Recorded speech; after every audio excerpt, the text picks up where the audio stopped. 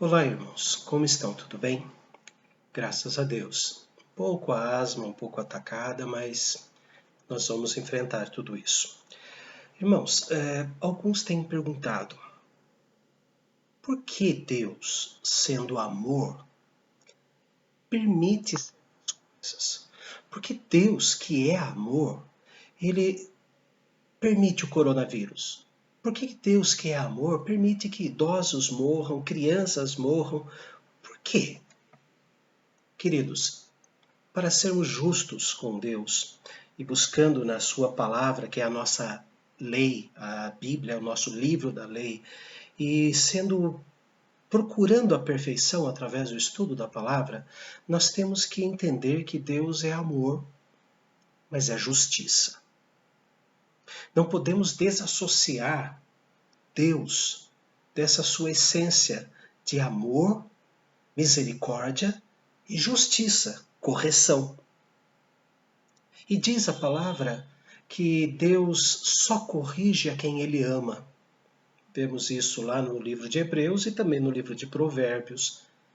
E se Ele nos corrige, é porque Ele nos ama. Se Ele nos corrige, é porque quer o nosso bem. O povo de Israel estava passando por um período muito bom na sua vida.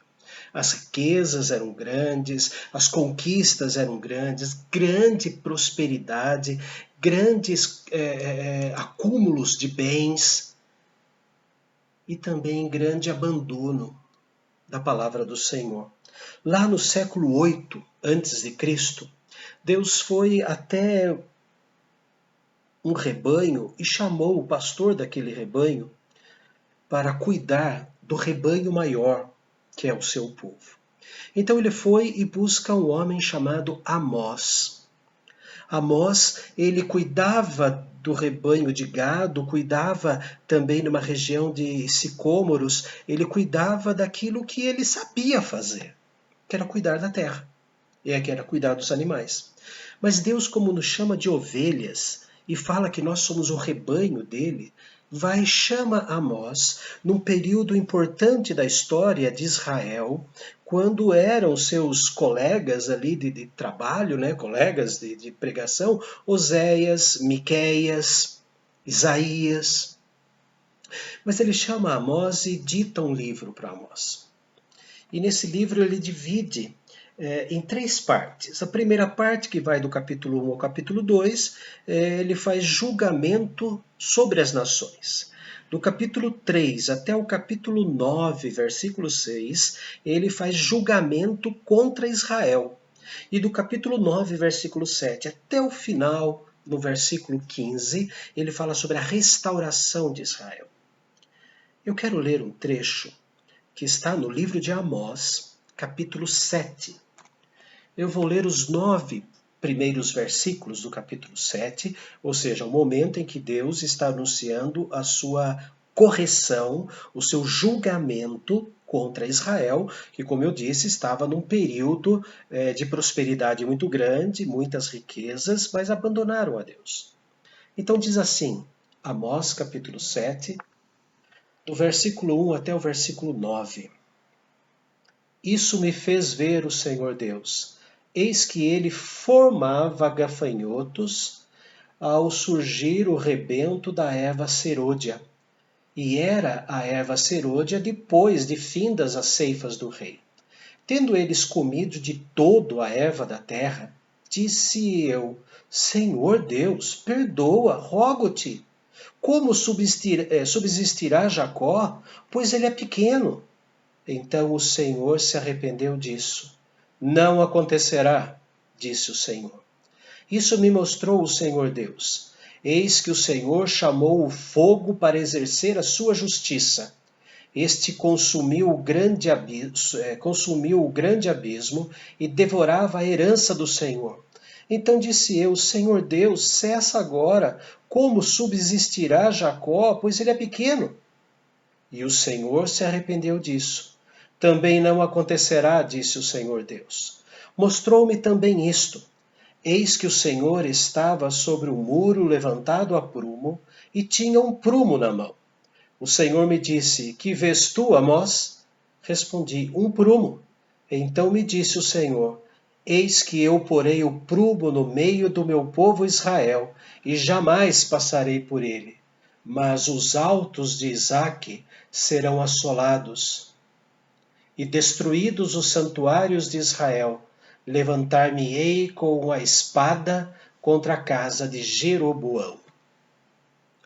Prosperidade e sentimento religioso. Parece que não combina. Para algumas pessoas não combina isso. Quando a prosperidade chega, muitas vezes abandonamos o lado espiritual. Ficamos desfrutando do suor do nosso trabalho ou da sorte que tivemos ganhando na Mega Sena e abandonamos o Deus da providência. Mas Deus aqui diz que ele iria mandar gafanhotos, mas acabou não mandando.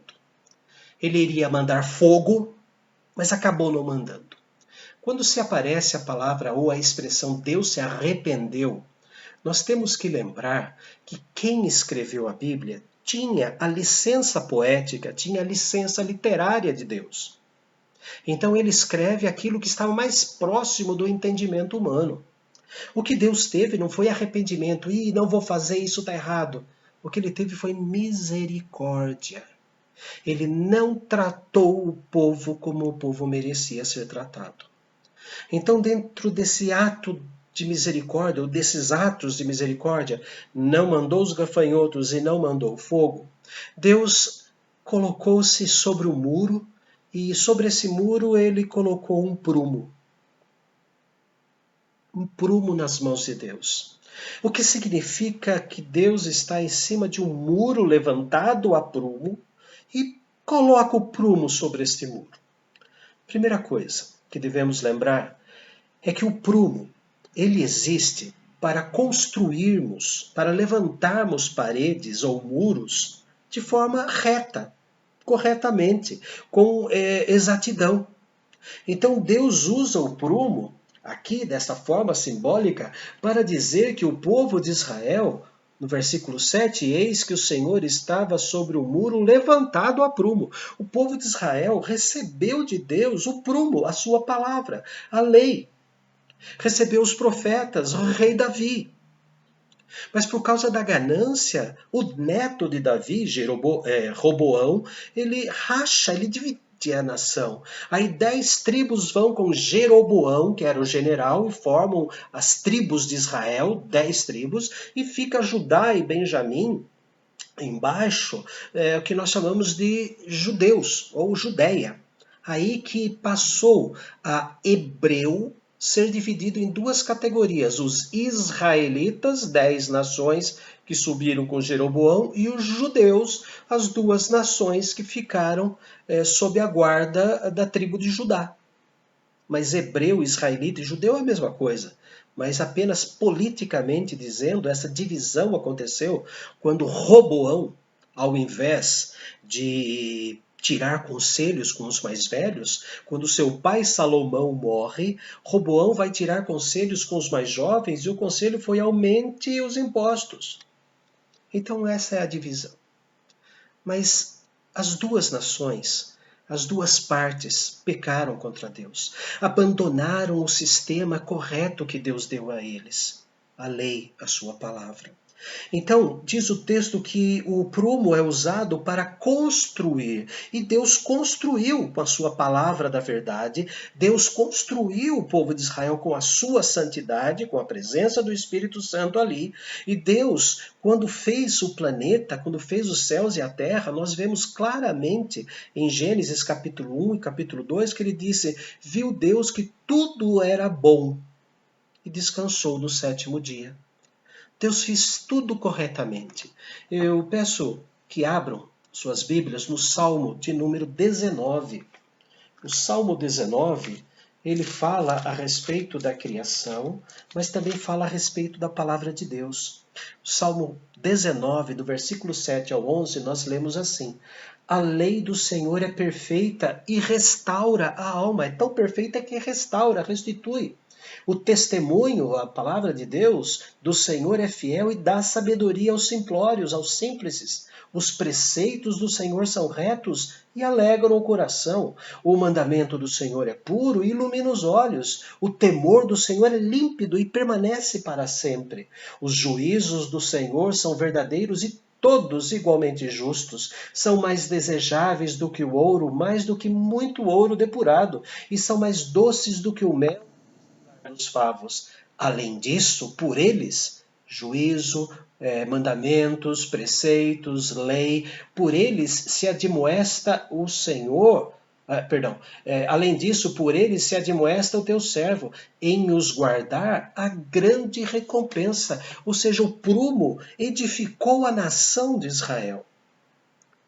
Mas vemos no versículo 7 de Amós que Deus tinha um prumo nas mãos. E o prumo serve para examinar, serve para construir e serve para examinar se foi realmente construído certo. Mas o povo de Israel, sendo examinado com o prumo da palavra do Senhor, foi achado em falta.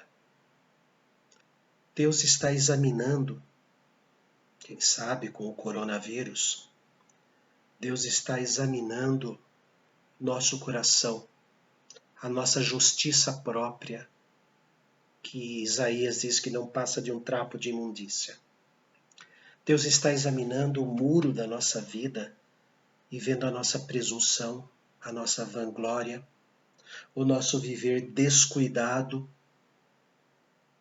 ou a nossa confiança em simples cerimônias e não em Deus, para quem fizemos cerimônias, liturgias. Deus está examinando as nossas vidas, examinando os nossos conceitos. Esta quarentena é um tempo que Deus chamou as famílias para ficarem juntas e passar o prumo, se realmente elas são famílias. E se não são famílias, o prumo serve para uma outra coisa. Achado o muro torto, achada a parede torta, com o prumo, ela deve ser destruída. O prumo serve para destruir aquilo que está errado. Rejeitar a verdade e a santidade de Deus e construir uma vida torta. É por isso que às vezes as nossas palavras são duras, são pesadas. Às vezes até parece que eu estou muito bravo. Mas Deus está com o prumo. Deus está medindo a nossa vida. E Deus está destruindo a nossa vida torta. O prumo de Deus dá uma sentença. O prumo de Deus colocado na nossa parede torta, ele dá uma sentença. Está torta, tem que ser destruída. Mas o texto fala que Deus não usou os gafanhotos, Deus não usou o fogo, porque Deus tem no seu prumo também um ato de misericórdia. Nossa vida foi construída em Cristo, mas você abandonou a igreja. A nossa vida foi examinada e achada em falta, torta. A nossa vida está sendo destruída, porque Deus quer levantar o muro novamente. O muro serve para reformar. O prumo serve para reformar as nossas vidas, colocar no chão aquilo que é errado e edificar de novo. Deus subiu no muro e colocou o seu prumo, a sua santa palavra. A santa palavra de Deus é a carta de Deus para os seus filhos. É o preceito de Deus para com aqueles que Ele ama. Volte naquele vídeo que eu falei, aliás são 2 vídeos, que eu falei sobre o uso da palavra de Deus no Salmo 119. São 2 vídeos. E Deus disse que Ele fez preceitos prescrições, receitas.